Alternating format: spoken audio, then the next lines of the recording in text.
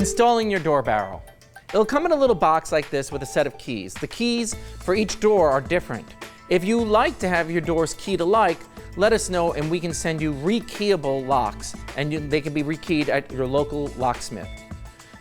Now sometimes when folks are playing with it when it comes out of the box, they end up getting this little black tab stuck in this upper position here. Very simply, with a paper clip, there's a little hole here on the knob side, and you just stick it in and you gently pull down and you reset the tab. Now I'll show you how the barrel slides in. Here I have a sample door sash.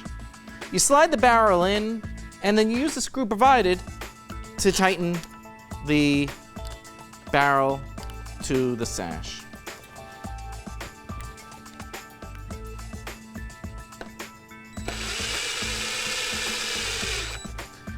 The trim goes on, and then you're all done.